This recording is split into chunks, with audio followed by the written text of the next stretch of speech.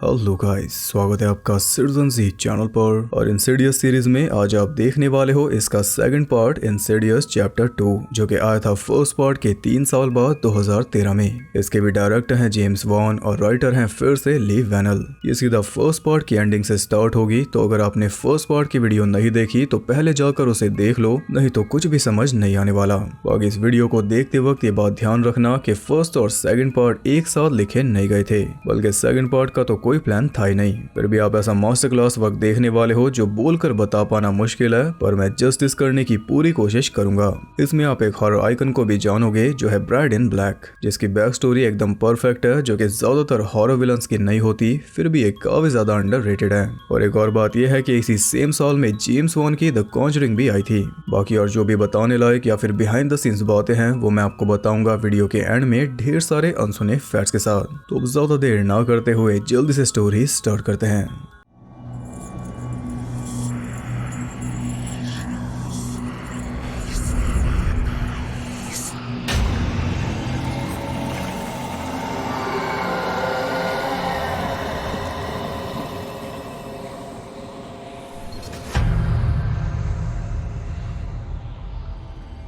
Movie start होती है 1986 में और हम देख पाते हैं लैम्बर्ट हाउस को, जिसमें रहती है लॉरेन अपने बेटे जॉश के साथ। ये हमें जॉश की बैक स्टोरी दिखाई जा रही है जब वो ब्लैक ब्राइड इसके पीछे लगी थी। इसका पता चलने पर लॉरेन ने बुलाया था एलिस को, जिसके पास साइकिक पावर्स हैं, और एलिस के साथ वहाँ मौजूद था उसका साथी कार्ल। असल में कार्ल ने ही एलिस को बुलाया था। लॉरेन ने उसे वही सब फोटोज दिखाई जिनमें वो ब्लैक ब्राइड जॉश के पास आती जा रही थी, और ये देखकर वो सीधा काम पर लग गई। वो जॉश से कुछ सवाल जवाब कर रही थी जिन्हें रिकॉर्ड भी किया जा रहा था। उसे हिप्नोटाइज करने पर वो बताता है कि एक लेडी हर रात उससे मिलने आती है।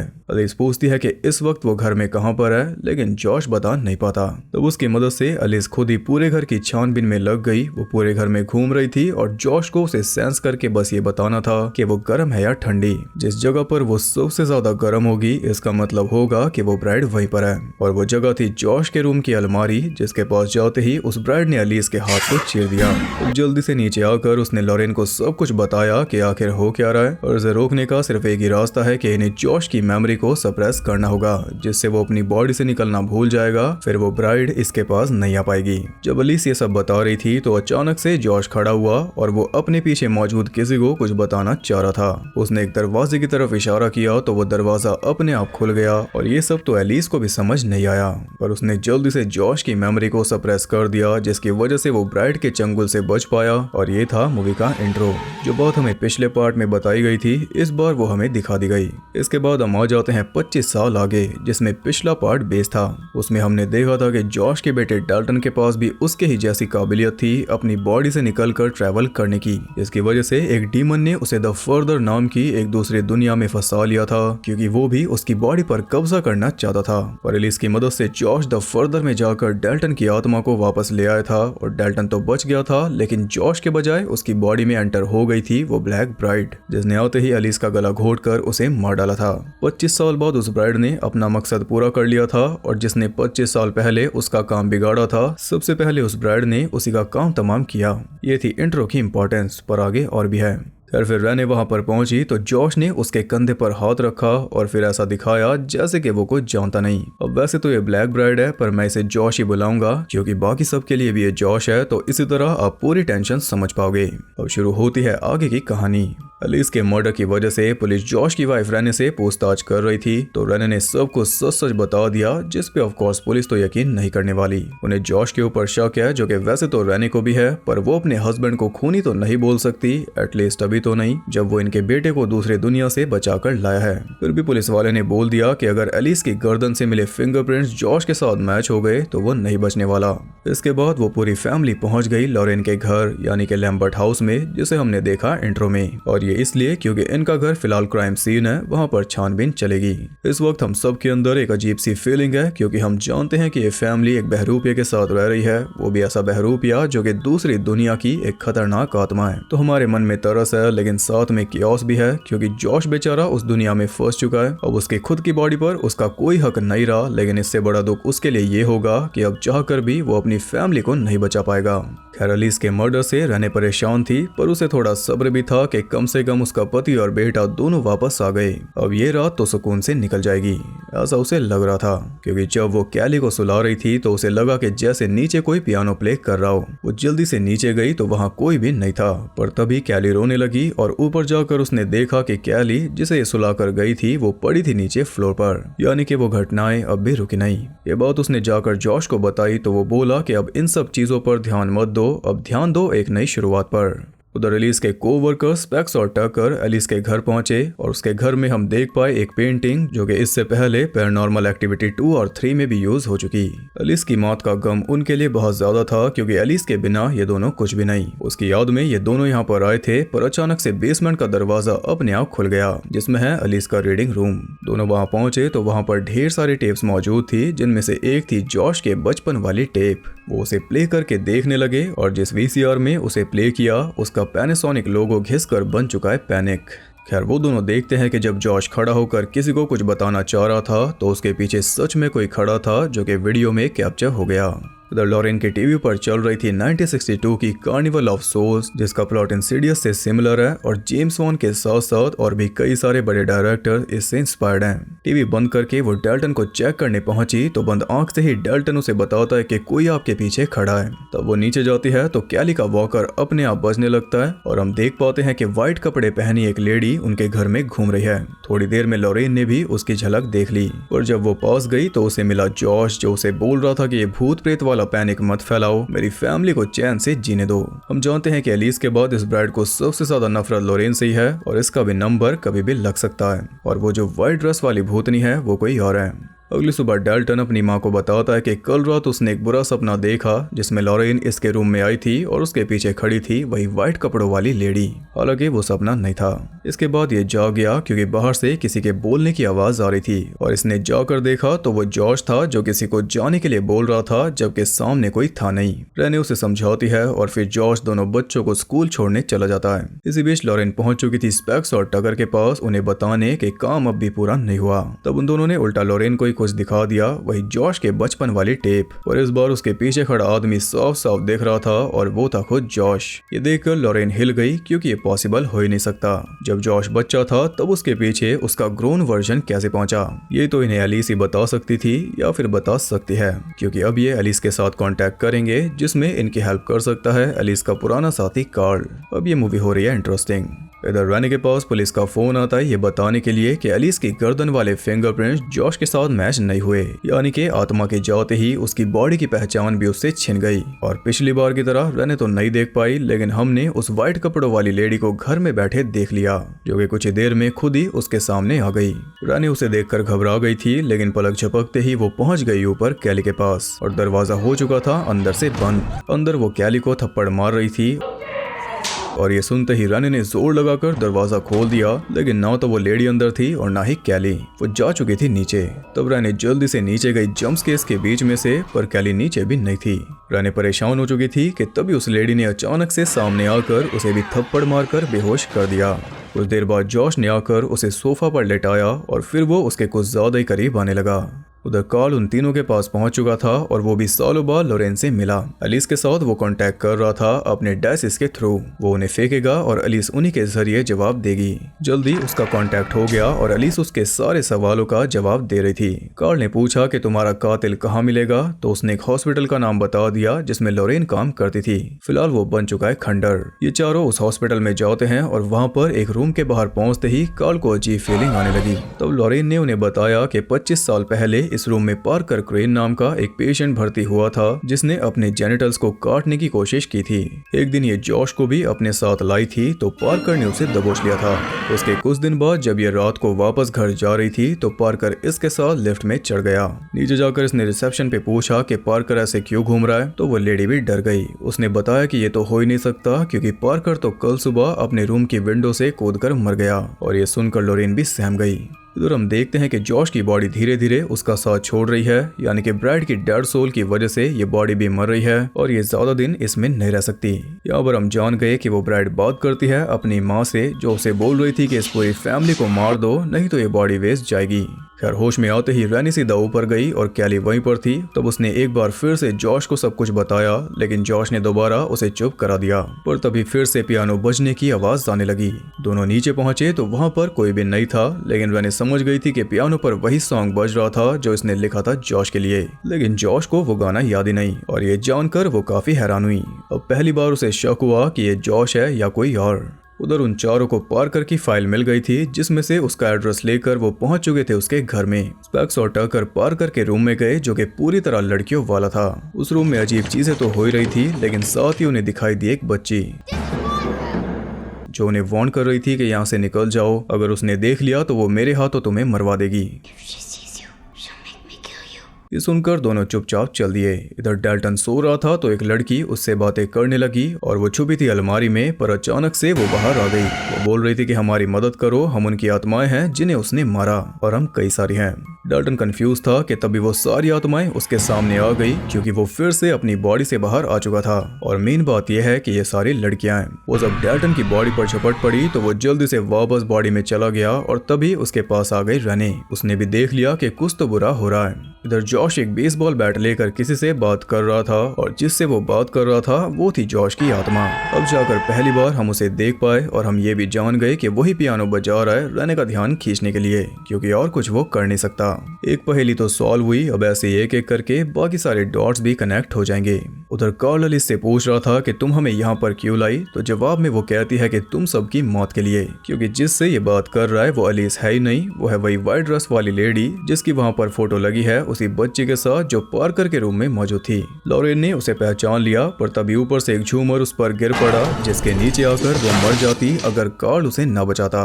ये शोर सुनकर स्पेक्स और टकर भी नीचे आए और इस बार उन्हें मिल गया एक सीक्रेट रूम, जिसके अंदर काफी भयानक स्मेल थी, क्योंकि अंदर रखी थी कई सारी लड़कियों की कवर्ड लाशें जिन्हें पार्कर ने मारा था। वो ब्लैक गाउन भी वहीं पर था और साथ में कई सारी न्यूज़पेपर कटिंग्स, जिनसे वो जान गए कि असल में पार्कर ही ब्लैक ब्राइड था, जो लड़की बनकर लड़कियों का ही शिकार करता था और 15 लड़कियां उसने मारी थी। पर वो कभी पकड़ा नहीं गया, क्योंकि लाशें तो सारी यहाँ पर हैं। इन्हीं लड़कियों की आत्माएं डेल्टन के पास गई थी, क्योंकि पार्कर की आत्मा भी वहीं पर है जॉश के अंदर, और जॉश को उसने उसी दिन पसंद कर लिया था जब वो हॉस्पिटल गया था। यानी कि आत्मा बनने से पहले ही उसने जॉश को चुन लिया था, बल्कि जॉश की वजह से ही वो मरकर आत्मा बना, ताकि उसकी बॉडी में घुसकर वो अपना बचपन फिर से जी पाए, क्योंकि उसका बचपन खराब किया था उसकी माँ ने, वही व्हाइट ड्रेस वाली लेडी जिसका नाम है मिशेल। वो एक लड़की चाहती थी, लेकिन हुआ उसे लड़का, तो उसने सारी उम्र पार्कर को फोर्स किया लड़की बनकर रहने के लिए। फिर जब वो मर गई तो उसकी आत्मा पार्कर को ऑर्डर देती थी और उसी के कहने पर वो सारे मर्डर्स करता था। ऊपर से लड़कियों के लिए उसके दिल में नफरत थी भी, पर अब भी वही उसे ऑर्डर दे रही है रैनी की फैमिली को मारने के लिए, जिसे वो जल्दी पूरा करेगा।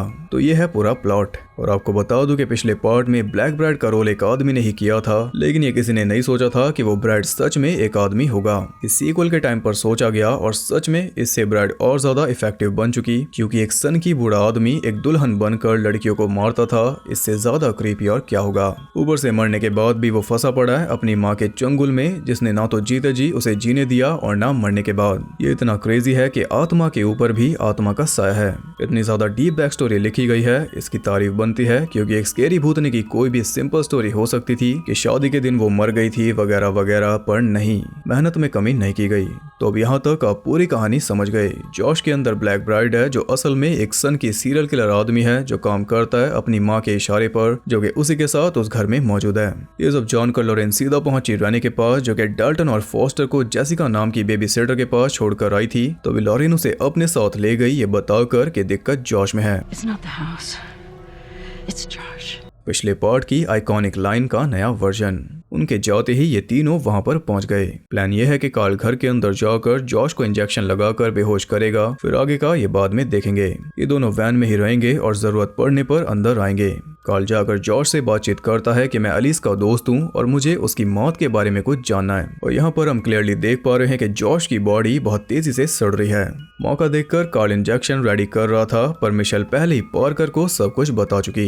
इसने कार्ल को अंदर बुलाया है इसे मारने के लिए। उसने हाथ में कुछ छुपा रखा था, जिसका पता कार्ल लगाता है अपने डाइसिस से। वो था एक नाइफ, जिससे उसने हमला बोल दिया और यहाँ पर स्टार्ट हुआ भारी संघर्ष। वो कार्ल का दम घोट कर उसे मारा था। ये दोनों अंदर आए तो उसने स्पेक्स को भी मारकर बेहोश कर दिया और टकर ने उस पर टेजर का यूज किया, लेकिन उसने टकर को भी बेहोश कर दिया वो इंजेक्शन लगाकर। जब कार्ल की आंख खुली तो उसने खुद को पाया दूसरी दुनिया में, जहाँ पर उसे जगाया जॉश की आत्मा ने। और कार्ल यहाँ पर इसलिए पहुंचा क्योंकि पार्कर ने इसे मार दिया। अब वो दोनों मिलकर एलिस को ढूंढने में लग गए। तभी जॉश के सामने एक आत्मा आकर उसे बताने लगी कि उसके पास तुम्हारा बच्चा है, और वो इशारा कर रही थी इनके पुराने घर की तरफ, वही घर जिसे छोड़कर ये दूसरे घर में शिफ्ट हो गए थे। उस घर में जा चुका था वही लंबे बाल वाला आदमी जो पड़ा था कैली के पीछे। जॉश जल्दी से जाकर दरवाजे पर नॉक करता है, और यही वो नॉक है जो पिछले पार्ट में जॉश को सुनाई दी थी जब रैने उसे पूरे दिन के बारे में बता रही थी। फिर जॉश ने नीचे जाकर चेक किया था तो उसे कोई भी दिखाई नहीं दिया था, क्योंकि अपनी ही आत्मा उसे कैसे दिखेगी। दरवाजे को लॉक करके वो फिर से ऊपर जा रहा था, तभी रैने कैली के रूम में पहुंच गई और वहां पर उसे दिखा था वही आदमी। और जब तक जॉश ऊपर पहुंचा था वो गायब था। तभी उनका सिक्योरिटी अलार्म बजने लगा था, क्योंकि जॉश की आत्मा लॉक तोड़कर घर में घुस आई थी। आते ही वो उस आदमी से भिड़ गया, लेकिन बात नहीं बन रही थी। तभी लैंटर्न लेकर बीच में आ गई एलिस की आत्मा, जिसने उस आदमी को भगा दिया। अब आप कहोगे कि जॉश की आत्मा पास्ट में कैसे आ सकती है, जबकि इस टाइम तो जॉश की आत्मा उसकी बॉडी के अंदर है। तो इसका सिंपल सा जवाब एलिस ने पिछले पार्ट में ही दे दिया था कि इस दुनिया में टाइम काम नहीं करता, और एक चीज जो कुछ ज्यादा ही काम करती है वो है ली वैनल का दिमाग। मतलब कि पिछले पार्ट में आपने एक रैंडम सीन डाल दिया था डर बढ़ाने के लिए, जिसकी स्टोरी में कोई जगह नहीं थी, पर सेकंड पार्ट में आपने कुछ ऐसा लिखा जिससे वो रैंडम सीन स्टोरी के बीचों बीच आ गया और हद से ज्यादा इंपॉर्टेंट बनकर सेंस भी बनाने लगा। व्हाट द हेल ली वैनल, व्हाट द हेल। जो सिर्फ एक स्केरी सीन था, उसे 3 साल बाद इस आदमी ने एक जरूरी और ट्विस्टेड सीन बना दिया, जिससे फर्स्ट पार्ट की वैल्यू और भी ज्यादा बढ़ गई। मतलब कि अगर फर्स्ट पार्ट को मास्टरपीस बनाने में कोई कमी रह गई हो तो आप उसे सेकंड पार्ट बनाकर पूरी कर दो। इसे कहते हैं लिखाई। खैर एलिस अपने पुराने दोस्त से भी मिल ली। फिर वो तीनों लग गए काम पर। इन्हें पार्कर का घर ढूंढना है जो सिर्फ जॉश ही बता सकता है, लेकिन ये वाला जॉश नहीं, बल्कि वो जॉश जिससे हर रात पार्कर आकर मिलता था, यानी कि 25 साल पहले वाला। वो तीनों उस जॉश के पास जाते हैं और ये जॉश उससे पता पूछता है ब्लैक ब्राइड का। कुछ इस तरह ये कैमरा में आ गया था और जॉश ने इसे ही वो दरवाजा दिखाया था जिसमें ये चले गए थे। तब ये सब देखकर एलिस के भी होश उड़ गए थे, लेकिन आज जाकर वो भी इसका मतलब समझ पाई मरने के बाद। इस सीन में ओल्ड और यंग जॉश भी हैं, तो साथ में ओल्ड और यंग एलिस भी, जो तब जॉश की हेल्प करने आई थी और आज मरने के बाद भी कर रही है। ये फिल्म एक अलग ही लेवल पर जा चुकी है। खैर उस दरवाजे से होते हुए वो पहुंच जाते हैं रेड डोर तक, जिसके पीछे इन्हें मिलेगा पार्कर का घर। इधर लॉरेन और रैने वापस घर पहुंची तो पार्कर उन्हें मारने के लिए उन पर टूट पड़ा, और तभी जेसिका बच्चों को भी छोड़कर चली गई। लॉरेन को लॉक करके वो रैने को मारने ही वाला था कि तभी डेल्टन ने बीच में आकर उसे बचा लिया। तीनों जल्दी से बेसमेंट में जाकर बंद हो गए और पार्कर दरवाजा तोड़कर अंदर आना चाह रहा था। ये सब भी क्लियर रेफरेंस है द शाइनिंग का। फैमिली का प्रोटेक्टर ही उन्हें मारने पर तुल जाता है। उधर वो तीनों पार्कर के घर में पहुंच चुके थे, जहां वो देख पा रहे थे कि कैसे मिशेल पार्कर को मारती थी जब भी वो कोई लड़कों वाली हरकत करता या अपनी माँ के प्रति प्यार दिखाने की कोशिश करता। पार्कर का नाम उसने रखा था मैरिलिन, और वो चाहती थी कि ये इसी पहचान के साथ बड़ा हो। तभी बड़ा होकर आखिर में ये अपने जेनिटल्स काट रहा था। खैर उसे धमकाते हुए अचानक मिशेल ने एलिस और कार्ल को देख लिया, तो उसने एक ही बार में दोनों को दूर लॉक कर दिया और अब जॉश बचा था अकेला। इसी बीच डेल्टन भी अपनी बॉडी से निकलकर इस दुनिया में चला आया जॉश को वापस लाने। तो जो फर्स्ट पार्ट में हुआ था अब हो रहा है उसका उल्टा। मिशेल ने जॉश को पकड़ लिया था और इधर पार्कर भी नीचे आ चुका था। वो डेल्टन की बॉडी को खत्म करने वाला था, पर सही टाइम पर एलिस ने मिशेल की आत्मा को ही तबाह कर दिया, जिससे पार्कर की आत्मा भी फ्री हो गई और जॉश की बॉडी हो गई खाली। फिर एलिस ने उन दोनों को वापस भेज दिया, क्योंकि कार्ल अभी मरा नहीं, वो भी जिंदा है। लेकिन वापस जाना ही सबसे मुश्किल काम होता है इतनी सारी आत्माओं के बीच में से। पर इस बार उनकी मदद कर दी डेल्टन ने। दोनों एक साथ वापस आ गए, पर इस बार रैने एकदम से भरोसा नहीं कर सकती, लेकिन जल्दी उसे पूरा यकीन हो गया। फैमिली एक बार फिर से पूरी हो गई। इसके बाद कार्ल ने जॉश और डेल्टन दोनों की ही मेमोरी को सप्रेस कर दिया, जिस वजह से अब इन्हें कुछ भी याद नहीं रहेगा, ना ही बॉडी से बाहर निकलना और ना ही ये सब जो कुछ भी हुआ। यहाँ से ये एक नई शुरुआत करेंगे। कुछ टाइम बाद स्पेक्स और टकर एक घर में जाते हैं, क्योंकि वहां पर एलिसन नाम की एक बच्ची कोमा में जा चुकी है, बिल्कुल डेल्टन की तरह। उन दोनों के साथ एलिस भी आई थी, जिसे देख पा रही थी सिर्फ एलिसन की बहन एनी, जो कि है जेना ओर्टेगा, जो कि आजकल वेडनेसडे के लिए फेमस है। ये जेना का दूसरा मूवी रोल था, पहला था आयरन मैन 3। एलिस एलिसन के पास जाती है तो उसके पीछे एलिस को दिखाई देती है कोई परछाई, जिसे देखकर वो भी घबरा जाती है और इसी के साथ ये मूवी हो जाती है खत्म। तो अगली इंसीडियस की कहानी यहीं से शुरू होने वाली थी, लेकिन नहीं हो पाई। असल में एलिस को जो परछाई दिखाई दी थी वो था वही रेड फेस डीमन, जिसने एक नया शिकार चुन लिया था और अब एलिस का फिर से उससे सामना होता। लेकिन इस सब को अवॉइड करके अगला पार्ट बना एक प्रीक्वल, यानी कि फर्स्ट पार्ट से भी पहले की स्टोरी। लेकिन अब जो फिफ्थ पार्ट आया है उसमें फिर से वो डीमन हमें दिखाई देगा और साथ में लैम्बर्ट फैमिली भी। तो नेक्स्ट वीडियो उसी के ऊपर आएगी।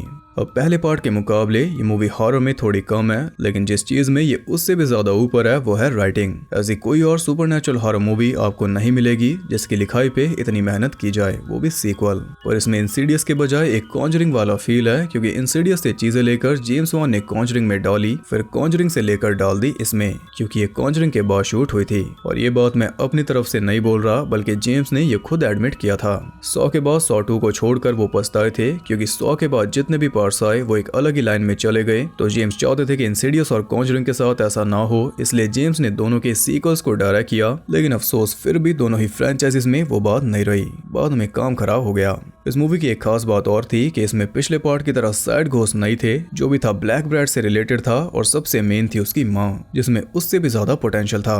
पर अगर अच्छाइयाँ थी तो इसमें कई सारी कमियां भी थी, जैसे कि यंग जॉश का गर्म ठंडा सेंस करना। साइकिक पावर्स एलिस के पास थी, ना कि जॉश के। वो तो बस बॉडी से निकलकर घूम सकता था, पर इसमें वो तापमान भी सेंस कर रहा था। इसके अलावा जॉश के फिंगरप्रिंट्स मैच ना होना, मतलब कि जॉश की बॉडी में पार कर आया तो उसी के फिंगरप्रिंट जॉश के हाथ में आ गए। ये बात मैंने मान ली। जब पुलिस ने चेक किया तो वो जॉश के साथ मैच नहीं हुए, ये भी मैंने मान लिया। और जब पुलिस ने वो फिंगरप्रिंट्स पूरे रिकॉर्ड में घुमाए होंगे तो वो पार्कर के साथ तो मैच हुए होंगे। उनके पास हर एक नागरिक का रिकॉर्ड होता है। मैं ये भी समझता हूँ कि अगर ये वाला एंगल ऐड करते तो ये मूवी कहीं और ही चली जाती और कुछ और बन जाती, इसलिए अवॉइड किया। पर एक कमी ये भी थी कि स्पेक्स और टकर को पार्कर के घर में उसका बचपन क्यों दिखाई दिया, जबकि वो तो बूढ़ा होने के बाद मर के आत्मा बन चुका है। तो रियल वर्ल्ड में उसके बचपन की आत्मा कैसे दिखी, ये भी सस्पेंस बनाने के लिए एक ट्रिक थी। ओवरऑल मूवी ग्रेट है और इंसीडियस सीरीज बस यहीं तक थी जो थी। इसके बाद डाउनफॉल स्टार्ट है, पर बाकी सुपरनैचुरल मूवीज से हमेशा ये ऊपर रहेगी और इसका श्रेय जाता है जेम्स वॉन और ली वैनल को। तो बात करते हैं इंटरेस्टिंग फैक्ट्स के बारे में। इसका बजट फर्स्ट पार्ट से बड़ा था। $5 मिलियन के बजट में इसने कमाए भी थे ज्यादा, $162 मिलियन। 2013 में ही इसकी शूटिंग स्टार्ट हुई थी, जो चली थी 25 दिनों तक। ज्यादातर मूवी शूट हुई थी एक हॉस्पिटल के अंदर, उसी के अंदर सेट बनाए गए थे और अबैंडन हॉस्पिटल भी वही था। और ये वही हॉस्पिटल था जो हमने देखा था हैलोवीन 2 में। वो हॉस्पिटल 30 से ज्यादा मूवीज और टीवी सीरीज में यूज हो चुका है। यंग एलिस का रोल किया लिंडसे सैम ने और उसमें आवाज थी लिन शे की। ऐसा इसलिए किया गया क्योंकि लिन शे की आवाज एकदम अलग है और उसी के थ्रू लोग एलिस को पहचानते हैं। इसलिए एलिस भले यंग थी लेकिन आवाज वही ओल्ड थी। पर यूके में इसका जो ट्रेलर दिखाया गया था उसमें लिंडसे की असली आवाज थी बिना डबिंग के। दी एंटिटी में इविल पड़ा था बारबरा हर्शी के पीछे और इस फिल्म में इविल पड़ा था उनके बेटे के पीछे। पैट्रिक विल्सन के साथ इससे अपोजिट चीज हो चुकी है अ गिफ्टेड मैन में। फर्स्ट पार्ट में थोड़ी सिमिलैरिटीज थी पोल्टरगाइस्ट से और इस सेकंड पार्ट में एक बड़ी सिमिलैरिटी है पोल्टरगाइस्ट 2 से, जो मैं बता के स्पॉइल नहीं करूंगा। गैरेट रायन जिसने यंग जॉश का रोल किया वो सेम साल में एक और हॉरर मूवी में नजर आए थे, जिसमें वो अपने फ्यूचर रूप को सेंस कर पाते हैं और वो मूवी है ब्लम हाउस की ही ऑक्यूलस। पैट्रिक विल्सन और एंगस सैमसन दोनों ने इसके 1 साल बाद फिर से एक साथ काम किया था फार्गो में। हालांकि इस मूवी में उन दोनों का सिर्फ एक ही सीन था साथ में और ना तो वो दोनों फेस टू फेस मिले और ना ही उनकी कोई बात हुई। ब्लैक ब्राइड का रोल इस बार अलग एक्टर ने किया है। फर्स्ट पार्ट में किया था फिलिप फ्रीडमैन ने और इस पार्ट में किया टॉम फिट्जपैट्रिक ने। तो ये थे कुछ अनसुने फैक्ट्स। आई होप आपको पसंद आए। अगर वीडियो और मेहनत आपको पसंद आई तो एक लाइक जरूर कर देना और अब कमेंट करके आपको फाइनल जजमेंट देनी है कि द नन और द ब्राइड इन ब्लैक में से कौन सबसे बेस्ट है। इसमें आप सब कुछ ध्यान में रखना, बैक स्टोरी, ओवरऑल अपीयरेंस, जो कुछ भी डिजाइन है सब कुछ। बाकी नेक्स्ट वीडियो आएगी 5th पार्ट की, जिसमें हम लैम्बर्ट फैमिली को दोबारा देखेंगे सीधा 10 साल बाद। तो कहीं आप उसे मिस ना कर दो। उसके लिए चैनल को सब्सक्राइब करके बेल नोटिफिकेशन को ऑल पर सेट कर लो ताकि नोटिफिकेशन आपके फोन को जंप स्केयर्स देती रहे। और ज्यादा कनेक्टेड रहने के लिए आप मुझे इंस्टाग्राम पर फॉलो कर सकते हो, वहाँ आपको बहुत कुछ जानने के लिए मिल जाएगा और साथ ही बाकी जगहों पर भी, जिनके लिंक्स आपको मिल जाएंगे नीचे। तो मैं आपसे मिलूंगा अगली वीडियो में, तब तक के लिए सबको बाय।